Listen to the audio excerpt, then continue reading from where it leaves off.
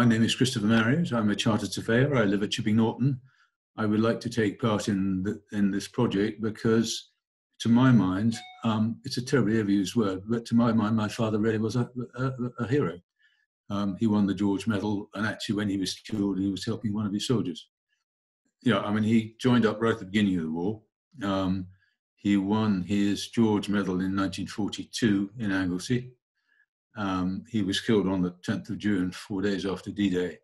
1944, he was the second wave of gliders to come in to Pegasus Bridge. Well, it didn't come into Pegasus Bridge, came in close to it. And it was one of those stupid things. The field they were asked to go into was zeroed, and as soon as they moved, they got killed, basically. Of the 12 men that went in, I think only 2 came out unwounded. My mother was determined that my father would see me before he was sent off to war, and she heard that jumping off wardrobes helped, so she did, and I was 3 weeks early, apparently.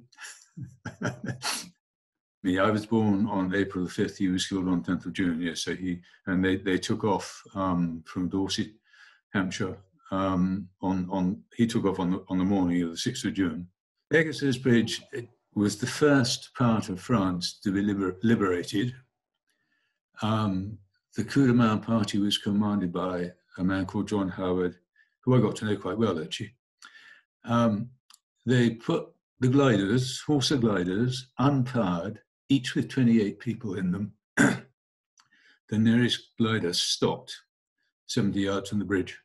When, as I say, all his personal effects came back, unclean, unwashed, dirty.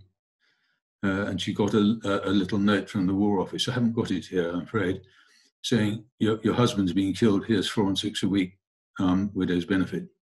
Literally, 4 and 6 a week. The 75th anniversary of the end of the war was not nearly so moving for me as the 75th anniversary of D-Day, Pegasus Bridge, when I had to lay a wreath with Penny Bates, who is the daughter of John Howard, who led the coup de main. I laid a wreath on my father's grave, and I have to say, I couldn't say very much for quite a long time after that. Very moving.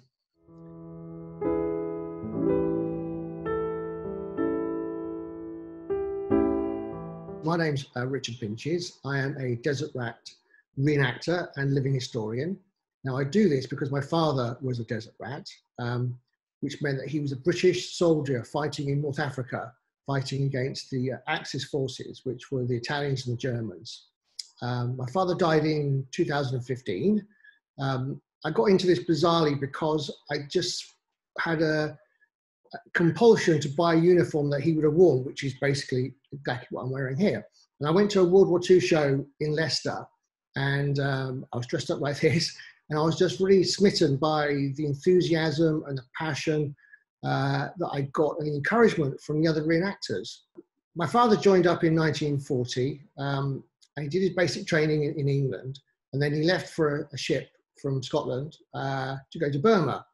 But it took him 6 weeks to go to the south of Cape Horn in South Africa, because the Atlantic was controlled by the U-boats. So he had a big voyage around the whole Atlantic over to the Labrador Islands, over to America, before he came back to the southern Atlantic. But from there, they actually diverted the ship to go to North Africa, because they needed more men to fight the Axis forces in North Africa. On V-Day itself, my father was on leave.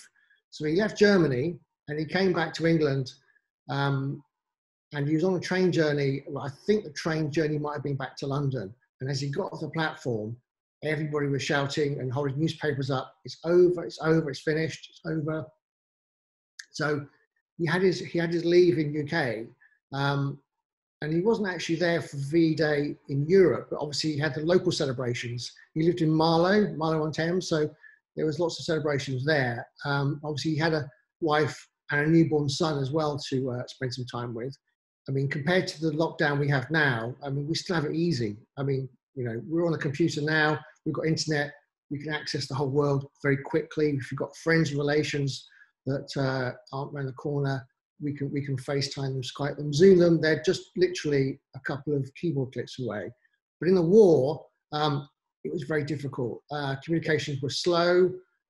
If you had relations overseas, I mean, don't forget that the mail boats, sometimes the mail was sunk by the U-boats crossing the Atlantic. So if you had friends or family in America, and even my father overseas, it took sometimes 3 months to get mail to him.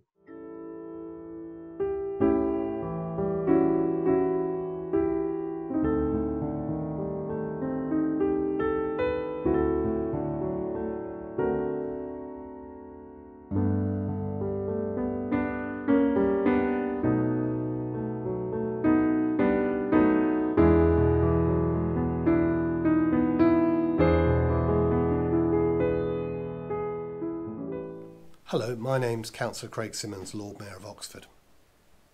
Last June I had the honour of officiating at a small service celebrating the 75th anniversary of the D-Day landings.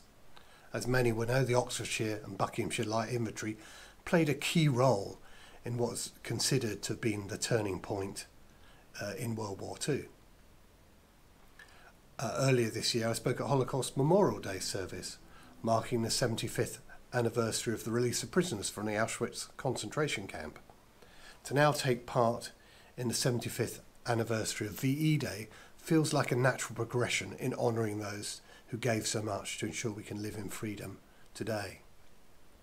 On 7th of May this year, we'll learn what will be the next stage in lockdown, what measures will be changed, what will keep the same, and what, if any, things will be relaxed.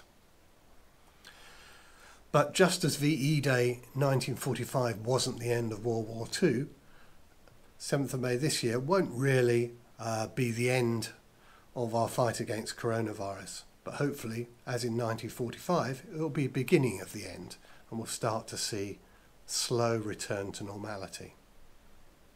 Of course, in 1945, the war didn't end at VE Day, but went on till the autumn when Japan finally surrendered. As I say, normality will take some time to return. It did then, it will now.